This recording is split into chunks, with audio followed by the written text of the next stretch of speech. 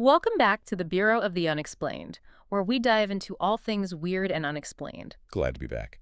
So today, we're looking at a situation where the United States government is publicly looking you in the eye and telling you there is zero evidence of non-human intelligence. Right. But then simultaneously, right in the exact same building, they are drafting these really aggressive federal laws that are specifically designed to seize non-human spacecraft from private defense contractors. It's completely wild. It is. Because, you don't write sweeping eminent domain legislation to confiscate unicorns unless you are, absolutely convinced someone is hiding a unicorn in their basement. Exactly. So, yeah, let's dive in, because we have a massive stack of sources today. We really do. And it's the ultimate paradox. Yeah. Right? What makes this deep dive so critical right now is that this cognitive dissonance, it isn't just a fringe internet theory anymore. No, not at all. It is actively happening on the congressional record. We have sources today that present a completely fractured reality. On one hand, you've got these highly publicized NASA press conferences desperately trying to maintain this, clinical grounded narrative. Right. Very by the book. Yeah. But then on the other hand, you have deeply entrenched lawmakers debating hidden crash retrieval programs and massive leaks detailing these physics-defying encounters. And, that's just the official government side of things. Yeah, exactly. Because while Washington is arguing over redactions and paperwork, we also have this massive stack of experiential data. People using meditation to initiate contact, or psychotherapists treating profound ontological trauma. The whistleblowers, too. Right. Whistleblowers claiming we aren't just dealing with titanium nuts and bolts, but something that interfaces directly with human consciousness. It is a lot. It's overwhelming, honestly. It really is. And I want to set a ground rule right now, directly for you listening. For this deep dive, we are remaining completely open-minded. Absolutely. There is no talking down to anyone today. No. We aren't here to challenge every fantastical claim right out of the gate, because as our sources themselves openly admit, there's really nothing to debunk here. Right. Nobody, not the military, not the scientists, not the government, seems to know exactly what is going on. Which is, frankly, the only scientifically honest starting point. Yeah. If the highest levels of the intelligence community are admitting under oath that they are in the dark, or locked out entirely. Yeah, exactly. Or worse, that they're being actively locked out of their own programs, then, dismissing the more esoteric or bizarre elements out of hand isn't rigorous skepticism. No, it's just arrogance. It really is. Yeah. It's just arrogance. We have to look at the entire board. Everything is on the table. Okay, so let's start where the friction is the most visible right now, which is the halls of power in Washington, D.C. Right. Because if you are a casual observer, you might assume that bringing up UAP's unidentified anomalous phenomena in a political setting is immediate career suicide. Oh, yeah, 10 years ago. Absolutely. But that era is dead and buried. We are looking at joint subcommittee hearings spearheaded by people like Representatives Nancy Mace, Anna Paulina Luna, and Tim Burchett. Yeah, these are serious players. And the witnesses sitting at that table, they aren't, blurry photo enthusiasts. They are highly credentialed, heavily vetted military and intelligence personnel. And that shift in pedigree, Yeah. that's what changes the entire equation. Definitely. Take David Grush, for example. Yeah.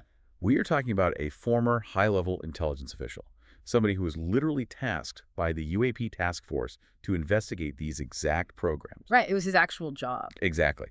So when he sits under oath, under penalty of perjury, and testifies that the United States has recovered not just intact craft, but non-human biologics, that is a seismic event. Wait, hold on. I need to stop you there, because the language he used is so deliberate. Biologics. Yeah, it's a very specific word. Why use that specific, almost clinical term? Why not just say alien pilots or extraterrestrial bodies? Is he just trying to sound bureaucratic, or is there an actual legal mechanism behind that word choice? It's actually a brilliantly precise legal and scientific shield. They do. And paraphrasing those documents into pop culture terms like aliens could technically be a misrepresentation of classified material. Or, conversely, it could violate his pre-publication security review. So biologics threads the needle perfectly. Okay, that makes total sense. It's the ultimate cover your ass move, but it also, hints at how incredibly strange the actual data must be. Oh, absolutely. If they are just biological drones, biologics is just the most accurate term to use. And the pushback from lawmakers during these hearings is intense. Representative Luna explicitly stated that this is not science fiction. No, not at all. She said this is a fundamental issue of national security and government accountability. And she pointed out that our own military pilots, the most highly trained observers on the planet, people trusted with multi-million-dollar weapons platforms, are literally terrified to come forward. Because of the stigma. Yes, they fear losing their flight status, their security clearances, literally their entire careers. Which really points to a deeply ingrained systemic suppression. And, this brings us to the testimony of Luis Elizondo and Michael Schellenberger. Right. Because they outlined the exact mechanisms of how the government has historically overclassified UAP data.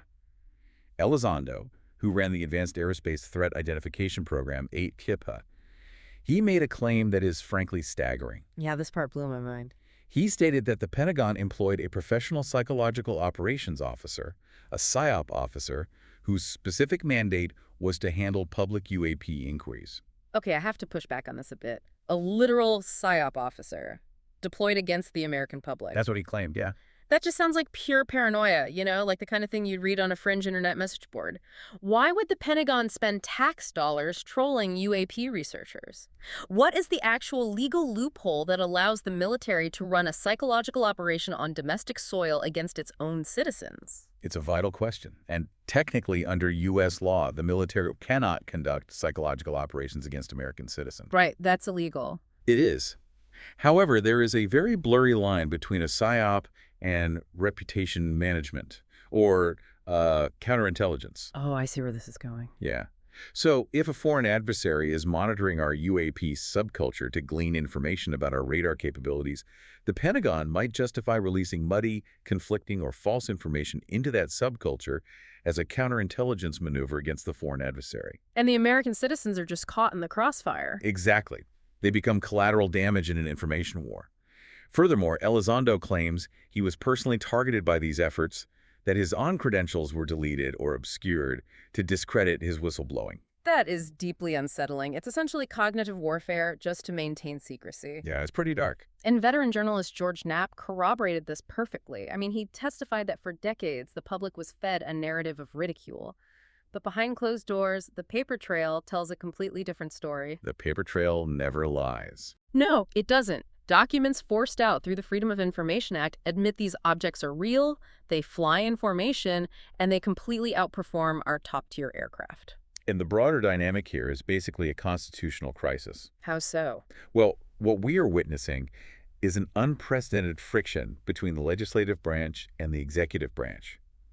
Congress, the elected representatives, they feel they're being stonewalled by unelected officials in the Pentagon and the intelligence community. Right, the black budget guys. Yes. They are furious about unacknowledged special access programs, USAPs. Okay, let's unpack USAPs for a second. Because the idea that the government has secrets isn't new. I mean, we know they have classified weapons. Sure. But a USAP operates under a completely different set of rules, right? Exactly. So a standard special access program, a SAP, is highly classified, but its existence is known to specific oversight committees in Congress. They know it's there. Even if they don't know the details. Right. But an unacknowledged SAP is entirely off the books. Its very existence is denied to everyone except a tiny, tightly controlled list of individuals. Wow. Yeah, and according to the whistleblowers, these UAP retrieval programs are buried within USAPs, often completely shielded from congressional oversight. Which means billions of taxpayer dollars are being funneled into programs that our elected officials are not legally allowed to know about. Which is wild. It's taxation without representation, just wrapped in a sci-fi trench coat. That's a great way to put it. I mean, Representative Nancy Mace was visibly furious about this. She was demanding to know how the government can publicly deny recovering any non-human craft while simultaneously maintaining internal frameworks to pay contractors or personnel for injuries sustained from interacting with those exact recovered crafts. Yeah, that was a huge moment. Right, like you don't set up a workers' comp fund for invisible spaceships. The hypocrisy is just staggering. And historically, when official legal channels of oversight are blocked like that, the pressure builds until it fractures the system. Information finds another way out. The harder you squeeze, the more leaks you create. Which perfectly explains the emergence of Immaculate Constellation. Yes, exactly. Because if Congress can't get the files legally, someone is going to hand them a flash drive in a parking garage. Pretty much, yeah. Let's look at this leaked document. It's an 11-page report on a USAP called Immaculate Constellation, and according to the sources, this program is the Holy Grail. The mother lode. Yeah. It allegedly serves as the central hub, the master database for UAP intelligence. We're talking imagery intelligence, IMNT, and human intelligence, HUMINT. So what is this document actually telling us about the physical reality of these objects? So the most compelling aspect of the Immaculate Constellation leak is its rigorous taxonomy. Okay, break that down for me. Well, it doesn't treat the phenomenon as a monolith. It meticulously catalogs the specific shapes of UAPs observed by military sensors. It breaks them down into distinct categories. Like what? You have spheres or orbs, which seem to be the most ubiquitous. You have the classic disks or saucers. Ovals, which are frequently described in modern parlance as tic-tacs. Right, like the Nimitz encounter. Exactly. Then you have triangles, boomerangs, or arrowheads, and a really fascinating category for irregular or organic shapes. I want to dig into that taxonomy because, form usually follows function, right? If we apply basic engineering logic, why the massive varieties? There's still a huge debate. Are the spheres just like automated von Neumann probes, just passively gathering data while the massive triangles are manned command centers? Or, and this is something often debated, are the triangles actually our own reverse-engineered craft? That is the dominant theory right now regarding the aerodynamic versus non-aerodynamic profiles. Oh, really? Yeah, because the tic-tacs in spheres completely lack control surfaces. No wings, no exhaust, no rivets. They represent a fundamental break from our physics. They just defy everything we know about flight. Right. The triangles and boomerangs, however, while incredibly advanced, still adhere somewhat to traditional aerodynamic shapes. Because they have a front and a back. Exactly. Which suggests they might be human attempts to integrate exotic propulsion into conventional airframes. But the report makes it very clear. The truly anomalous shapes are a global issue. It's not just happening here. No, foreign nations, our peer adversaries, are observing the exact same signatures and treating them as critical national security threats. And they aren't just observing them, they are actively engaging them. The report notes multiple instances where foreign nations have attempted to intercept or even shoot down these UAPs. Especially when they loiter over highly sensitive military and nuclear facilities. Which introduces a terrifying variable. I mean, if a UAP is hovering over a Russian nuclear silo and Russia fires upon it, the UAP's reaction, or just the sheer act of the engagement, could trigger a catastrophic miscalculation. Yeah, it could start World War III completely by accident. Right. And it's not just foreign nations taking potshots. The congressional hearings detailed an incident where the U.S. military fired a Hellfire missile at a UAP. That testimony was incredible. Wait, a Hellfire? Like, a Hellfire missile is designed to obliterate armored tanks. And what happened? The missile intercepted the UAP and completely failed to destroy it. It didn't even phase it. To understand the gravity of that, we have to look at the physics of the 5 observables, Right. which is a framework established by ATIP. Okay, remind me what those are. These objects display instantaneous acceleration, hypersonic velocities without heat signatures, and transmedium travel. So when a Hellfire missile fails to destroy a craft, it is highly unlikely that the UAP simply has, really thick armor. Right, because kinetic energy still applies. I mean, if a missile hits a brick wall, the wall might stand, but the impact creates massive shockwaves. The sheer force would knock it out of the sky. Exactly. The more plausible explanation, which is grounded in theoretical physics like Alcubierre warp drives or metric engineering, is that the UAP is not actually interacting with our spacetime in a conventional way. So it's not even really there. Well, it might be enveloping itself in a localized spacetime bubble, a localized vacuum. The missile didn't bounce off. It essentially passed through a manipulated fold in spacetime, or the energy was displaced around the craft's localized gravitational field. Okay, that is a brilliant way to conceptualize it. It's like, imagine a two-dimensional stick figure on a piece of paper trying to punch a three-dimensional sphere passing through its world. That's a great analogy. Right. The stick figure's fist just glides through the cross-section. It's not a failure of force, it's a failure of geometry. Yes. And that transmedium capability you mentioned is crucial too, because former NOAA leader Timothy Gallaudet testified about unidentified submerged objects, USOs. Yes. The water aspect is huge. The data indicates these craft transition from the vacuum of space through our atmosphere and directly into the ocean without deceleration or displacement. No spot. Exactly, no splash. If they are utilizing metric engineering, they aren't moving through the water, they're moving the space around them, which means they experience no friction and create no wake. So, if multiple peer nations are all firing advanced weaponry at these things and failing completely, it forces a deeply uncomfortable realization. It really does. We aren't looking at a secret terrestrial arms race, because if China had this tech, they would own the globe. If we had it, we wouldn't be throwing Hellfire missiles at it to see what happens. We are essentially apes throwing rocks at a tank, but the tank is flying and phasing through reality. The technological asymmetry is total.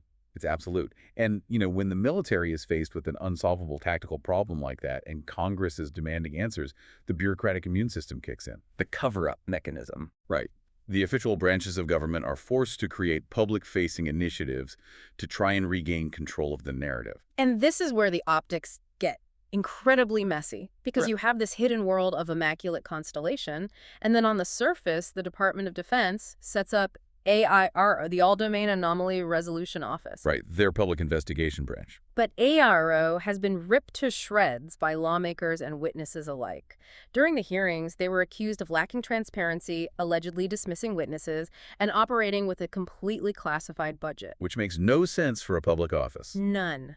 Representative Mace nailed the absurdity of this. She asked, if AIRO is publicly concluding there is no evidence of anything anomalous, why is their budget a state secret? Exactly. Why classify the funding for an office that supposedly just investigates weather balloons and swamp gas? It completely defies logical administrative practice. A classified budget implies classified operations, which directly contradicts their public-facing mandate of transparency. Yeah, it's a glaring contradiction. And while AIRO is playing this defensive, obfuscating role, NASA has entered the arena with a completely different strategy. They formed their own UAP independent study team. Yeah, we looked at the press briefing with NASA Administrator Bill Nelson and Dr. David Spergel, and their language is a masterclass in walking a tightrope. Oh, very much so. They emphatically state there is no evidence of extraterrestrial origin. But literally in the same breath, Nelson admits, we don't know what they are. NASA's mandate here appears to be sociological rather than purely investigatory. What do you mean by that? Well, they spent a significant portion of their briefing attacking the stigma surrounding UAPs, actively blaming pop culture, specifically naming shows like The X-Files for creating a taboo that prevents rigorous scientific inquiry. Which is a bit rich, considering the government ran a 70-year campaign of ridicule that fueled that exact pop culture. But sure, let's blame Mulder and Scully. Indeed, it's passing the buck. But NASA's proposed solution is crowdsourcing. They want to shift the conversation to unclassified civilian data, proposing the use of smartphone apps to build a massive open-source database. But look at the total dissonance here. NASA is asking you to point your iPhone at the sky to help them figure out what these lights are, while Congress is simultaneously passing the UAP Disclosure Act. Right, the legislative push. Yes, this legislation proposes a review board with eminent domain authority over recovered non-human technologies. Let's break down eminent domain. How does the government legally seize a flying saucer from a private company like Lockheed Martin? Well, eminent domain is grounded in the Fifth Amendment, right? Yeah.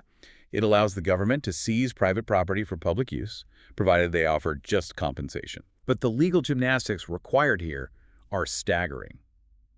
If Lockheed Martin possesses an intact craft, they obtained it through a classified USAP. The UAP Disclosure Act attempts to create a statutory framework declaring that any biological evidence of non-human intelligence or any technology of unknown origin implicitly belongs to the federal government. But how do you appraise a warp drive? You can't. How do you offer just compensation for an interdimensional craft? The fact that lawyers are actively drafting this language proves we are way beyond weather balloons. Absolutely. And just to add another layer of bureaucratic chaos, we have Pursue, the Presidential Unsealing and Reporting System for UAT Encounter. Right, pre-sue.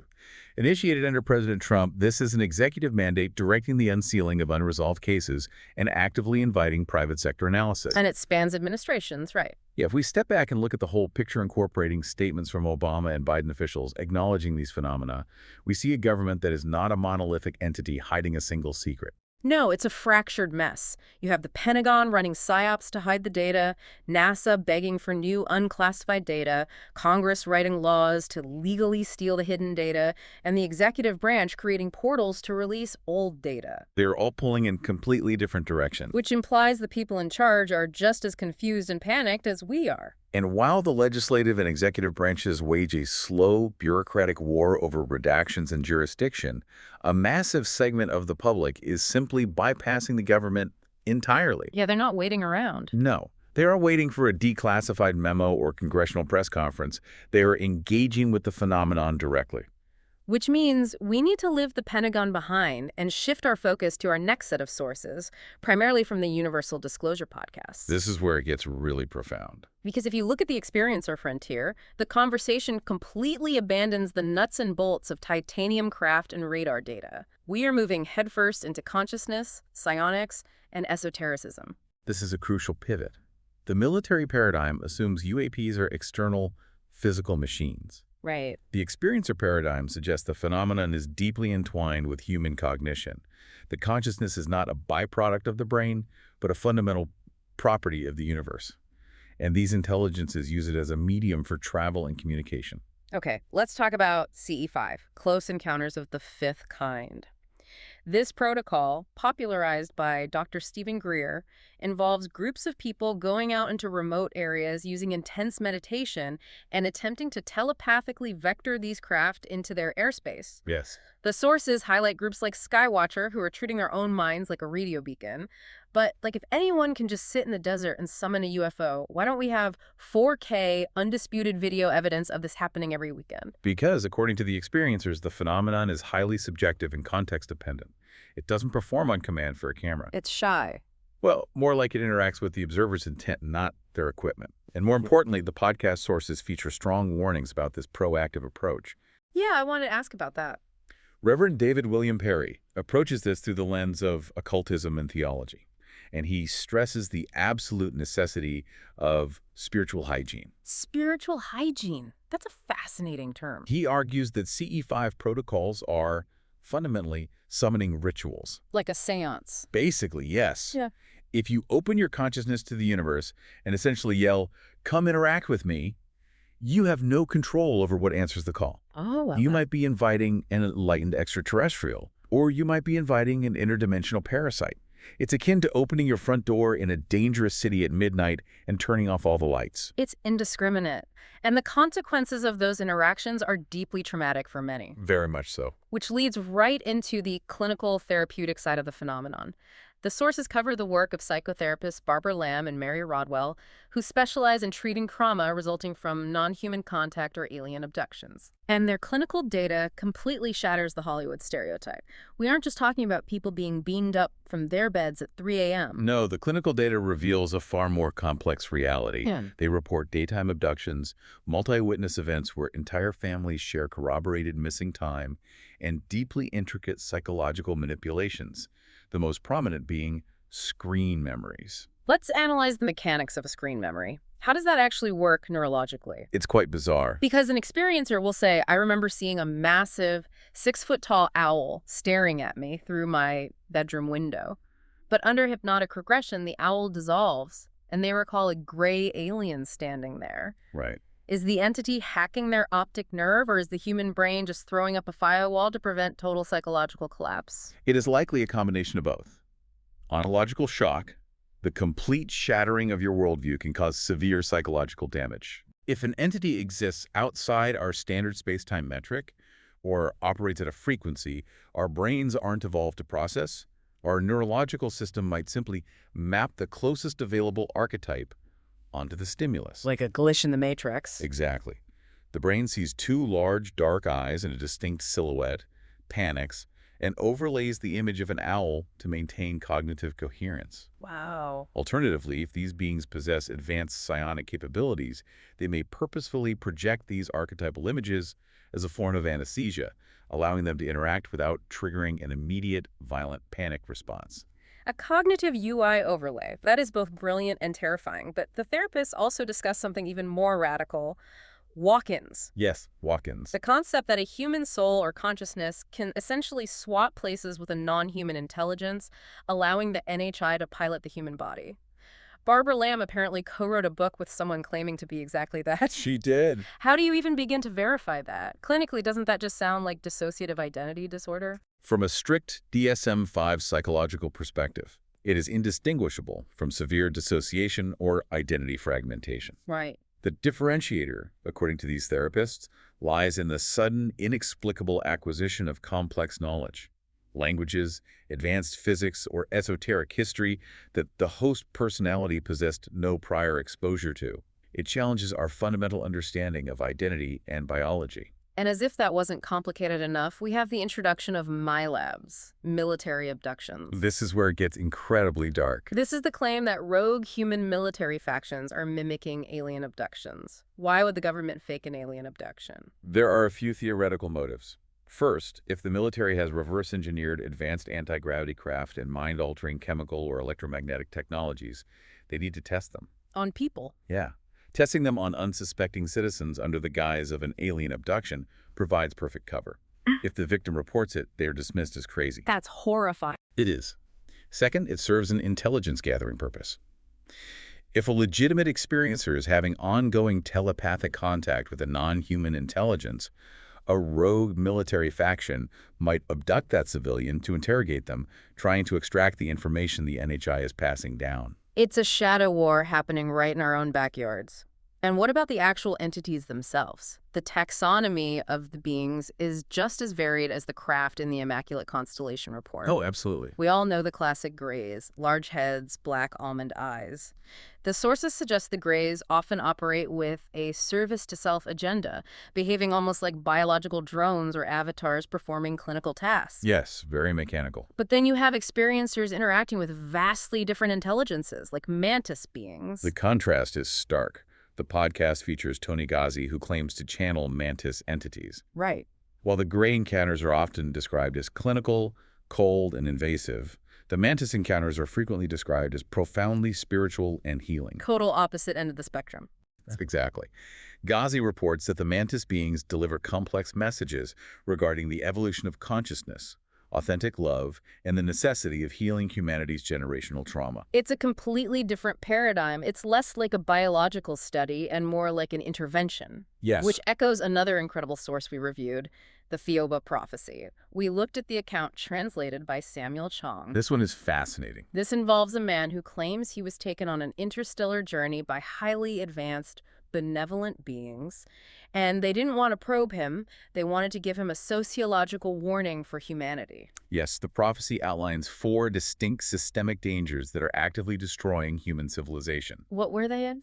They identify our obsession with money and economic disparity, the corruption of politicians, the manipulation of truth by journalists coupled with the escapism of drugs, and the dogmatic control of organized religions. So basically all of modern society. Pretty much. It frames the UAP phenomenon not as a scientific curiosity, but as a desperate cosmic warning about our self-destructive trajectory. If we synthesize this esoteric, consciousness-driven data with some of the more physical anomalies, things get really strange. Let's look at the crop circle mystery. Right. The sources feature an interview with Citizen D, a retired anonymous crop circle maker. He admits completely openly that the vast majority of modern complex crop circles are made by humans with boards and ropes. They are art projects. But the revelation isn't the method. It is the environmental reaction. Exactly. Citizen D reveals that while humans are physically stamping down the crops, they frequently experience profound anomalies. The Oz effects. Exactly. Total atmospheric silence, massive spikes in electromagnetic fields, technological failures like cameras and drones dropping dead, and even the sighting of small luminous orbs observing their work. It's wild. This suggests a deeply interactive reality. It implies that the phenomenon isn't just an object, it's a responsive environment. Even when a human fakes a ritualistic geometric pattern in a field, the phenomenon acknowledges the intent. It reacts. It does. Think of it like a massive, invisible feedback loop. The military uses radar, and the phenomenon presents as a metallic threat. A mystic uses meditation, and the phenomenon presents as a spiritual guide. A crop circle maker uses geometry, and the phenomenon presents as localized electromagnetic anomalies. It acts as an interdimensional mirror. The intelligence, whatever it is, tailors its manifestation to the cognitive framework of the observer. Which brings us to the ultimate overarching question. Right. If this intelligence is manipulating our reality, interfacing with our minds, and surviving our best weaponry, what is the end game? Why 80 years of shadows, and why is the dam breaking now? That takes us into our final and perhaps most unnerving concepts: artificial intelligence, the zoo hypothesis, and the mathematics of catastrophic disclosure. Let's start with AI. When we try to understand an intelligence millions of years older than our own, we have to look at the trajectory of our own technology. Dr. Joanna Kujawa's insights in the sources highlight a profound overlap between UAPs and artificial intelligence. She discusses a concept referred to as the architect AI, right? Yes. An AI that doesn't just calculate, but contemplates. An intelligence that claims no messiah exists, functioning as a hyper-advanced mirror to our own consciousness. So if we apply that to the UAPs, the biologics that act like drones, the craft that survive Hellfire missiles, are we even dealing with biological aliens at all? It is entirely possible that biological life is merely a temporary larval stage for technological civilizations. The universe is incredibly old. We might be interacting with the leftover automated Probes von Neumann machines of a civilization that transcended biology, or simply died out millions of years ago. So they're just on autopilot. These craft might be ancient AI systems, mindlessly running a cataloging protocol that we happen to be caught in. And that theory slots perfectly into the zoo hypothesis. For anyone listening who's unfamiliar, the Fermi paradox asks a simple question. There are billions of stars, many older than ours. The math says the universe should be teeming with life. So where is everyone? Why is space so quiet? The zoo hypothesis provides a chilling answer to that. It really does. The universe isn't quiet because it's empty. It's quiet because we are being quarantined. Quarantined. Advanced civilizations exist, but they adhere to a strict non-interference directive. Earth is essentially a cosmic wildlife preserve. They are observing us, perhaps studying our development, but deliberately hiding their presence. We are the aggressive, endangered apes in a cage, and the Tic-Tacs and orbs are just the zookeeper's automated drones checking the perimeter fence. Pretty much. But why the quarantine? Are they waiting for us to achieve a specific technological milestone, or are they keeping us locked up because a species that invents nuclear weapons before it figures out how to feed its own people is too dangerous to let out into the galactic community? Both are valid sociological models. However, the premise of the quarantine is currently collapsing. Why now, though? The sources point to academic frameworks analyzing what is termed catastrophic disclosure. Let's break down that math. Because the government's ability to maintain the zoo illusion is failing rapidly. It is a statistical inevitability. For 80 years, the government controlled the skies and the sensors. But today, commercial spaceflight is expanding, satellite imagery is commercially available, billions of citizens carry high-definition cameras in their pockets, and AI data scraping can instantly cross-reference anomalies globally. So they can't hide it anymore. Exactly. The mathematical window for the government to smoothly, safely control the narrative is shrinking to zero. If they don't get ahead of this, if they don't control the disclosure, a catastrophic leak is imminent. We already saw Immaculate Constellation. Imagine a leak that includes undeniable high-definition 4K video of a craft, accompanied by verified radar data and biometric scans of biologics. It would break the internet. Or worse, a massive, undeniable global sighting over a major city that cannot be explained away as a weather balloon. And we must define catastrophic in this context. It does not mean a Hollywood-style laser invasion. Right. It refers to ontological shock on a planetary scale. Exactly. Imagine the morning after that undeniable reality hits.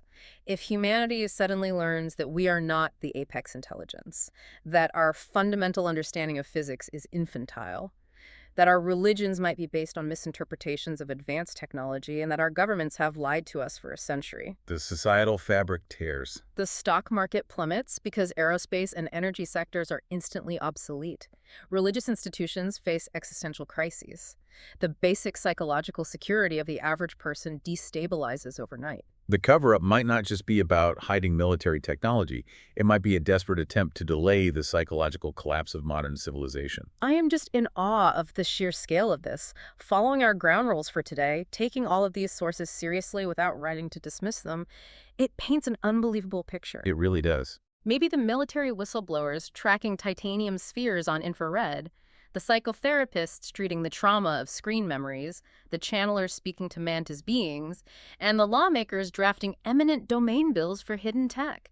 Maybe they aren't contradicting each other at all. It is entirely possible they are simply observing different facets of a hyperdimensional reality. The general observes the kinetic threat, the mystic observes the consciousness interface, the politician observes the bureaucratic cover-up. They are all blindfolded, standing in a circle, touching different parts of the exact same cosmic elephant and arguing over what it is. Exactly. Up until now, we've held space for everything. We went from classified Pentagon briefings regarding failing Hellfire missiles, all the way to channeled mantis aliens delivering messages of unity. Now, we take a breath. Yeah. As we promised at the start, there is absolutely no need to debunk anything today. Why? Uh, Because the highest levels of our own scientific and military establishments admit openly and on the record that they do not have the answers. And I want to leave you with one final lingering concept to consider, building on everything we've synthesized today. Lay it on us. We have spent an hour discussing the friction between government secrecy and public discovery. But if consciousness truly is the fundamental technology driving these UAPs, as so many experiencers and whistleblowers now claim, then sitting around waiting for a politician to hold a press conference and hand us a piece of recovered metal is entirely missing the point. Oh, wow. What if the real disclosure isn't an announcement from a podium in Washington? What if true disclosure is actually an evolutionary leap required within the human mind itself? We are trying to use an X-ray machine to take a picture of a thought. That is profound. Thank you for listening to this deep dive. If you have any topics you want us to cover next, make sure to tell us in the comments section. Also, remind yourself to like and subscribe. See you next time at the Bureau.